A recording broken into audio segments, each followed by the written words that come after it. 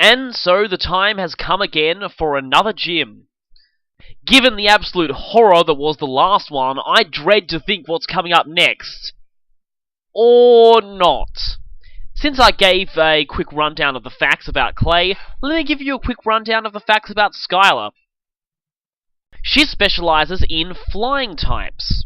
The highest level on her team is 35. Her strongest Pokemon has an easily exploitable quadruple weakness. And she uses moves that are somewhat questionable given the stats of her Pokemon. Now, some facts about my status. Pokemon good against flying are in very, very abundant supply. The game pretty much hands them straight to you. The strongest electric-type Pokemon you can get at this point is level 33, only 2 levels below her strongest, and fully evolved. We also have access to a move that not only hits one of her weaknesses, but raises our stats at the same time. And an absolute plethora of other really good electric moves. Yeah, it doesn't take a genius to see where this fight is going. What's that? What do you mean I still have to give her an intro? Do you think she really deserves that? Okay, if you insist.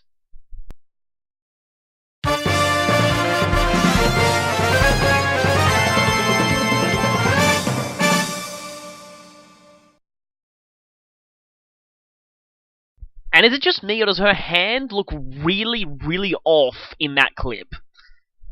Moving on. Welcome back to the Pokemon Black No Experience playthrough. Big Clingy here, and I've finally remembered to plug in my microphone. Trust me, I'll try not to make that mistake again. That was incredibly stupid, and I can't believe... Random trivia, I actually already recorded about half of this video before I realized my microphone still wasn't in. And yeah, I had to scrap everything and start again. So, hey, okay. So, I'm just gonna do a few preparations for the next gym. There are, let's just say, we're kind of spoiled for choice when it comes to good options for taking on the next gym. The game just throws really good electric types at you. Almost everything you can find on the route just after this city, Chargestone Cave, pretty much everything there is actually pretty good against this gym.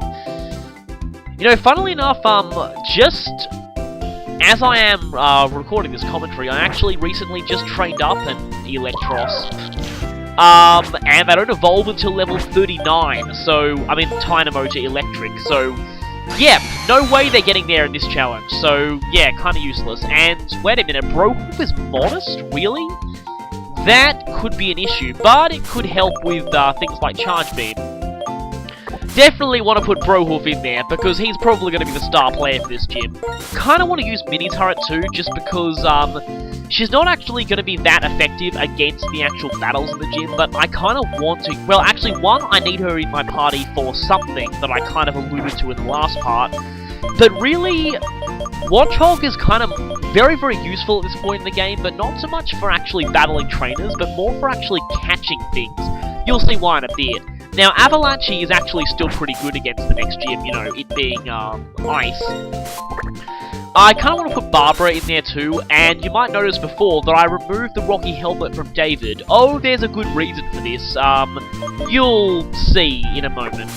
You can probably tell what I'm doing. After all, the same strategy was employed in the X and Y promo exhibition match. It's kind of something done really commonly with this Pokemon.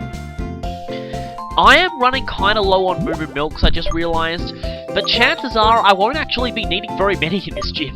Seriously.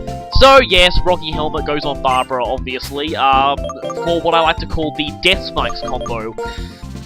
Enemies who physically attack you lose a very large portion of their health due to the combination of Iron Barbs and Rocky Helmet. So yeah, makes your enemies kind of feel like Mega Man, except not without the actual instant death, but still. Anyway, Lucky Egg is sadly useless in this challenge. Scope Lens might see some benefit, but I really don't feel comfortable using Scope Lens without combining it with high critical hit ratio moves, because if you're doing that, you may as well be using a Hacks item, seriously. And speaking of hacks items, yeah, I'm not going to be using the Quick Claw or the Bright Powder. Wait, did I say Bright Powder? I meant Pure Evil Incarnate. Magnet is going to be very useful, giving a 20% boost in power to electric moves, as if you needed any more help than you already did. Now, I've got a lot of pretty nice TMs too, so the game really hands you a lot of TMs that are good against the next gym too. Exhibit A, Charge Beam. Just about every electric type can learn this, it's really powerful, and has a side effect of boosting your special attack. I might teach this to Brohoof at the moment, because it might make use of his Modest nature. Yeah, Modest is not really the best nature on a Zeb Striker, but seriously, this thing's gonna demolish the gym anyway. Will-O-Wisp is a very, very good TM move, especially in this challenge, where you really need to give yourself as much of an advantage as possible, and crippling your opponent's attack, really good to offset that level advantage. Unfortunately, nothing on my team can learn it. Generally speaking, if it's not Fire or Ghost, it can't learn Will-O-Wisp, most of the time. And Thunder Wave, Volt Switch could be pretty useful too. Yeah, of course, one thing you gotta watch out about Volt Switch is you generally want to combine this with another electric move that doesn't force you to switch out, because, yeah, it's not actually that great. And funnily enough, Barbara can learn Thunder Wave. So many weird things can learn Thunder Wave, it's kind of strange. Speaking of Thunder Wave, it has recently, as of the time of posting this video, been revealed that electric types are going to be totally immune to paralysis in Gen 6. Which is interesting, so could add it. And grass types are going to be immune to sporing moves, like obviously Spore, and also things like Sleep Powder. Apparently this was most likely done just because sleep moves ran rampant in the VGC metagame. The thing is though, I really don't think it's the fact that the sleep moves themselves were overpowered that was the problem. It was the fact that VGC lacked Sleep Claws. Seriously, if they had just implemented Sleep Claws in VGC, then you wouldn't have to deal with all these Brelooms and Amunguses just sporing everything in sight. I guess there was a...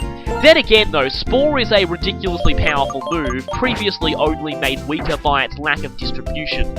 So, I guess nerfing Spore is kind of useful, and it does give Grass type something else going for them, because Grass tends to be a reasonably underpowered type defensively. So, Anyway, I contemplated buying some more healing items or more Pokeballs here, until I realised that it's generally better to do most of your shopping at Driftvale at this point, because Driftvale sells Dusk Balls, the best kind of Pokeball at this point, and Moo Milk, the best kind of healing item. So, also, Driftvale just happens to have awesome music, so yeah, all the more reason to come back there. Now, I'm going to go to the move relearner for a second here, because, well, before checking, yeah, let's just see what Watchhog can relearn here. Low Kick, that's interesting, I didn't really know we could get that before. Sand Attack, here we go, Hypnosis.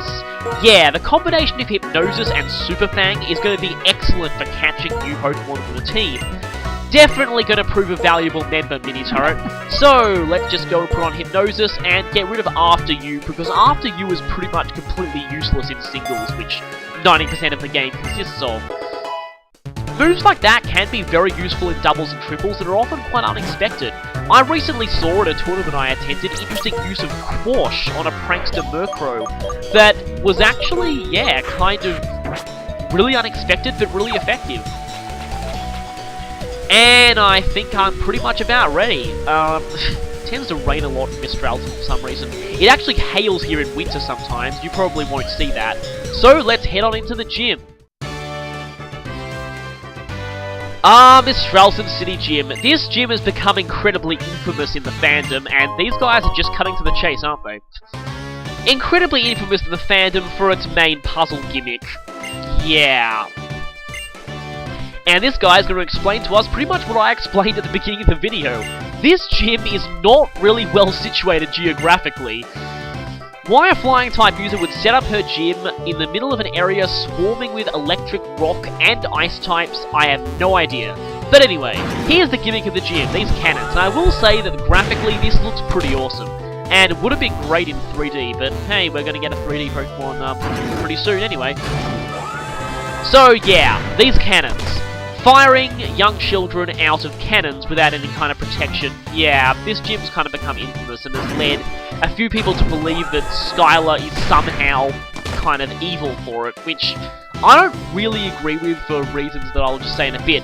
Seriously, okay, let's look at the other gym leaders. Claire made you cross pools of boiling magma to get to her.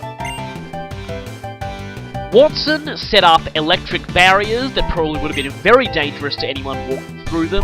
Flannery launched you out of geysers. Wallace/Wan made you walk over cracking ice panels and presumably fall a very large distance without any kind of padding below you. Yeah, let's just say that gym puzzles in the Pokemon series tend to actually be pretty painful experiences for anyone who attempts them, so Skyla's really not the first. So, again, I kind of don't really see why people make a big fuss about Skyla's gym in comparison to all those others. In fact, there's a gym the very next gym we'll be seeing is actually possibly even more dangerous than this one, so... yeah. We'll come to that when we come to it.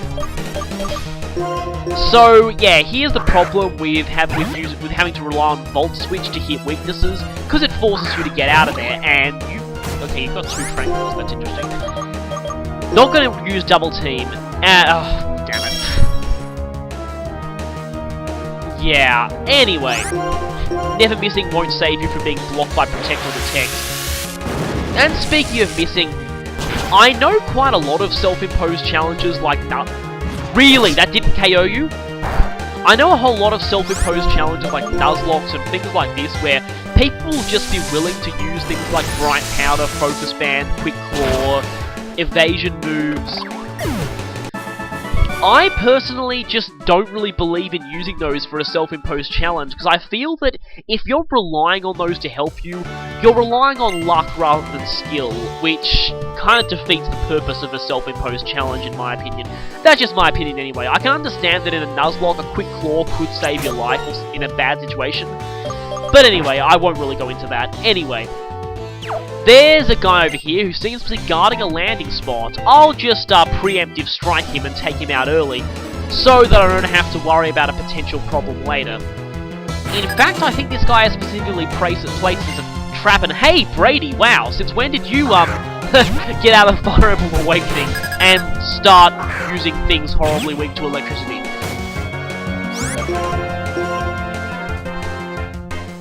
So, yeah, horribly weak to electricity is pretty much the buzzword for this gym, no pun intended.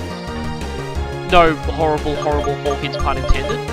And setting in Barbara here because she doesn't really have that much of a chance to be used in this gym, so might as well give her all the opportunities she can. Yeah, it's kind of sad that Ferocity doesn't actually resist flying. The grass type nullifies that, and Aquaring Bruce, that is surprisingly smart for a generic trainer, I'll give them that.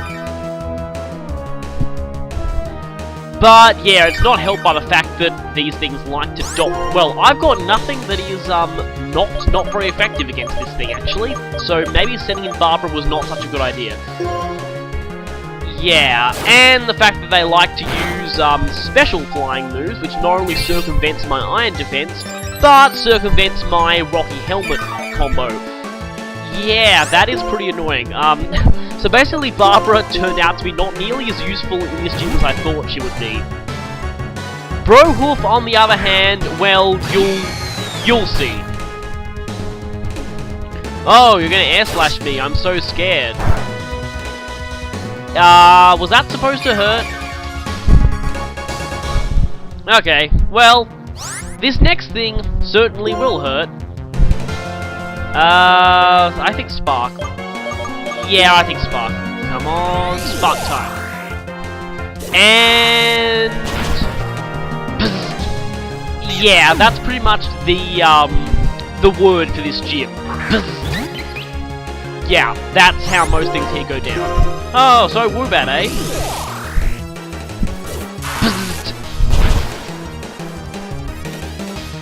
And that's how useful Brohoof is in this gym.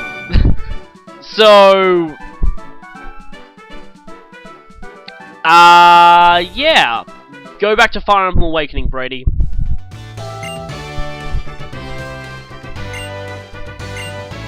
Oh yeah, that fact is... I forgot about that line. That fact is crucial to solving this gym's puzzle. And here we see... Of course, that trip was one way. Most trips in this gym are one way. And here we see an interesting trainer class that's one of the rarer trainer classes in this game. I believe outside of one member of that class who shows up in the sports domes, the only pilots in the entire game are all in this gym.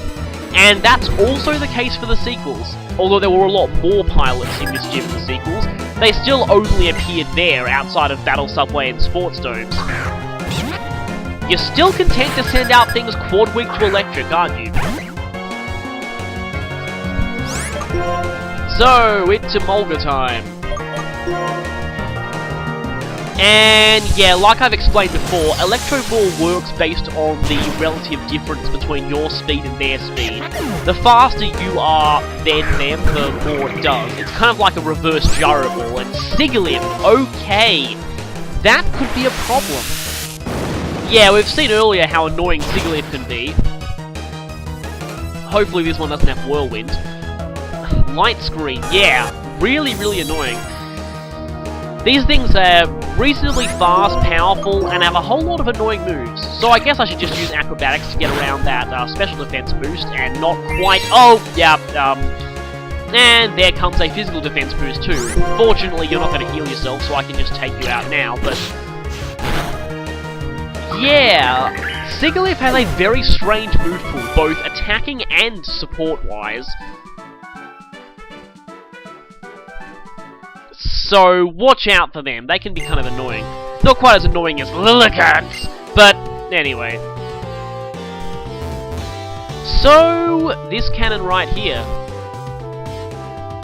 You can go into it from that other side, but if you remember the earlier layout, you'll know that that leads right to that guy, who gives you the hint that you can enter the cannons from all directions. So, taking that hint, you have to enter it from another angle to progress further in the gym. And it's the same here, we've got to reuse the same cannon we just used previously. But we've got a target lock by... I'm surprised they didn't consider that line too violent for a Pokemon game. But anyway, of course they didn't get away with Lieutenant Surge in the first game, so anyway. Oh, one Pokemon. Whenever you see someone with one Pokemon, you always know it's going to be a strong one. And Unpheasant. Reasonably high level, but nothing we can't handle. Given that, in the last part, I went on about how much Unpheasant sucks, so, yeah, I guess this gym is slightly hurt by the fact that the main bird of Unova is pretty bad. In fact, it may well be the worst one of the series since Pidgey. In fact, it's probably, yes, the worst one in the series, hands down. Because, yeah, you had Pidgeot was alright, I mean, pretty average, really. Not fantastic, but not terrible either. Noctowl was fairly decent defensively and has Hypnosis, so could be pretty useful for catching stuff. Swellow was actually really, really good, and was certainly the best one before Gen 4 came along and introduced Staraptor, which completely blew the competition out of the water. And then Gen 5 introduces us to this. I mean, I know Staraptor was a tough act to follow, but really? Did it seriously give you an excuse for this thing? Yeah, Unpheasant fails in just about every way imaginable. I seriously hope Fletchling is better, but 4 times weak to Stealth Rock. Oh, Game Freak seriously needs to do something about that move. So, yeah, apologies for going on a tangent, but there isn't really that much to say about this gym. It's pretty much just, use stuff that resists or is super effective against flying, and win. That's basically all. But, I guess, you know, the player really needed a breather after the last gym. Well, you know what they say about the best laid plans? They get zapped by electric types. They don't say that, but still. Besides, remember, in Pokemon you can't predict anything! Says a line from the anime that is one of the reasons I despise the anime, in that it's pretty much the exact opposite of the truth from the real Pokemon games. Ugh. Speaking of the anime, I should probably mention at this point, the anime's rather interesting depiction of Skyla. You see, in the anime, Skyla was kind of a jerk. She was pretty much too lazy to actually battle people, so she simply simulated the battles in her head, and ooh, wow, I probably need to get out of here because there is no way I am breaking through that defense with a charge beam. She would simulate the battles between challengers and her team in her head, and if she thought the challenger would win, she would just give them the badge without fighting them. Then again, considering how easy it is to totally destroy her, that might actually not be a bad way for her to go about it in the game. Sorry, Skyla. But anyway, Chillin challenged her to try and prove her wrong, and he got owned horribly, despite having a Crustal with Shell Smash that, to all intents and purposes, really should have swept her. Speaking of sweeping her, I find it kind of hilarious that Ash did not end up sweeping her with Pikachu, despite the fact that that's how it would have gone in the games. Pikachu actually got owned by Swanna, which I found pretty funny. Of course, I never actually watched the episode, I'm only judging this based on Cerebee's pictures. Of course, the one thing that gets me is the fact that they somehow managed to make Aqua Ring used as a shield against electric-type moves. How that makes sense, I'll never know. Of course, it's at least slightly better than they're using Thunder as armor. But, I don't think we should even mention that incident. But, yeah, of course, the battle ended up being won by yet another Deus Ex Machina evolution, so, yeah.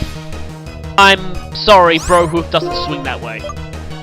But, yeah, I realise I probably shouldn't be talking about the anime when I dislike it so much. It's not fair to the people who like it, so yeah, I will avoid doing that for the time being. Just when particular parts are incredibly different from the games, I just kind of have to mention them. And I'm really pressed for things to mention in this gym itself because, yeah, zap. That's pretty much how you sum up this whole gym. But at least we get one more very, very awesome ride in the cannons before the gym leader. Whee! Again, this would look incredible in 3D, but still. Whee! And finally, I believe we... Ow! Ow! Ow! Yeah, that's probably the reason why people find this gym really weird, in that there's no padding on that wall whatsoever, so by all rights, that probably should have killed you. Yeah, don't go in that cannon if you're ready to challenge the gym leader now. Just don't. It'll send you back to the beginning. Speaking of which, I probably don't need to go back and heal. I feel confident just using revives and healing items to restore my party and then going into the battle itself. It's really... yeah, I was pretty confident of victory here and, well, you'll see.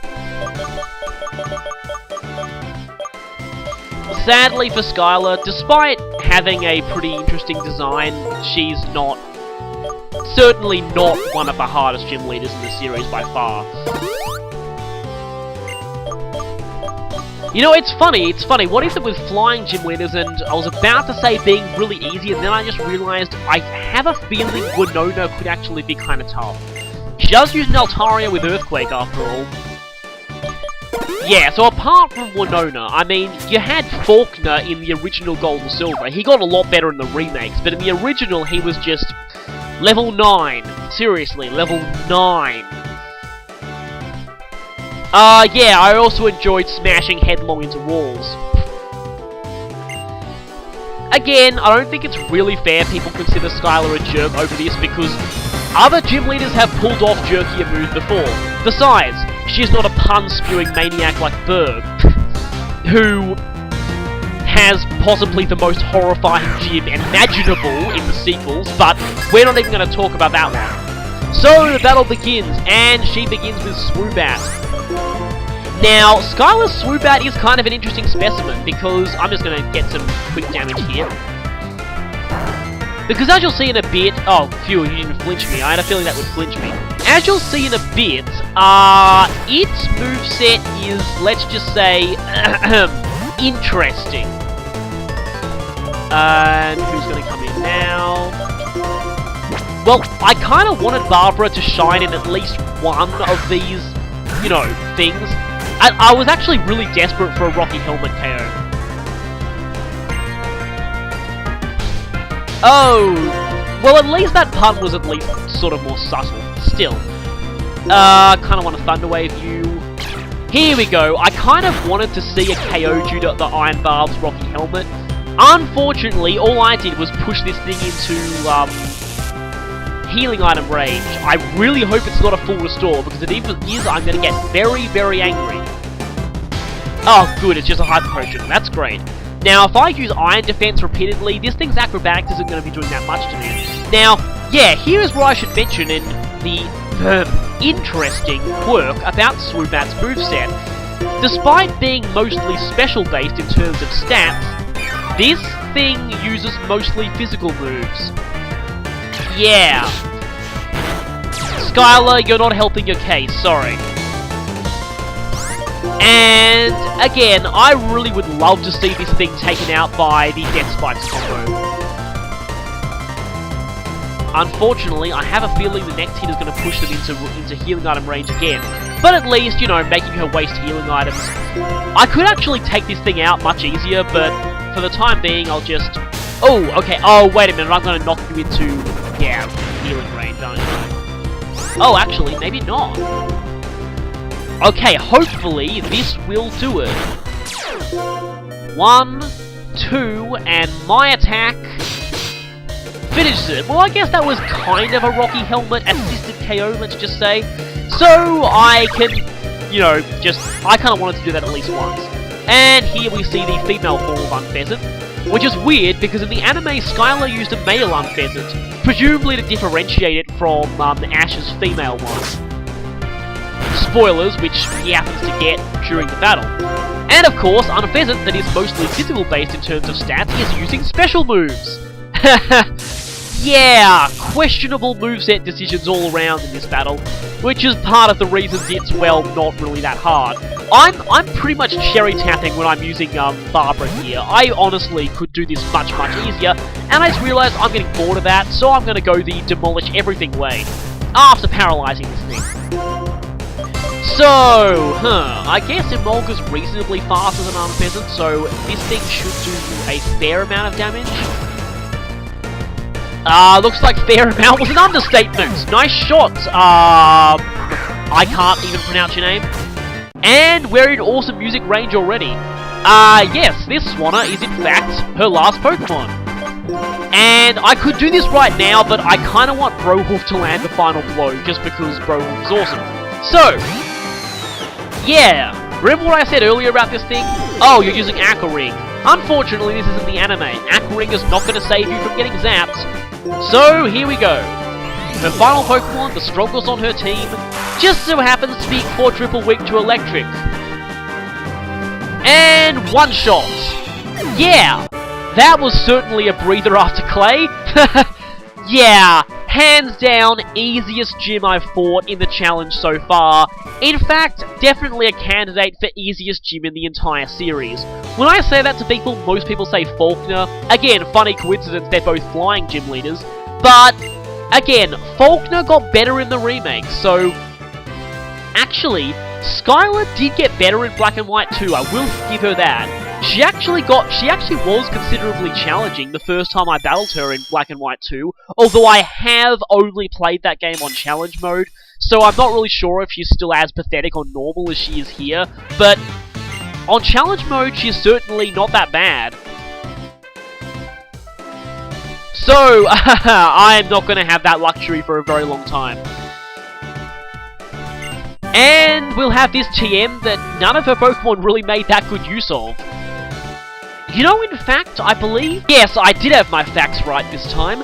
Swoobat is the only thing on her team that uses this move. We've already seen it in action on Archon before. Doubles in power if you've used a hold item, or if you don't have one in the first place. Now, using a Flying Gem actually counts as not holding an item for the moment that you use the move, which means that, yeah, Flying Gem Acrobatics has become a pretty big staple competitively. It tends to wreck things pretty horribly. Of course, the next city is a hop, skip, and a jump away flying, but we can't fly to places we haven't been before, so yeah, see you next time. So, a quick summary of how a battle with Skyla tends to go.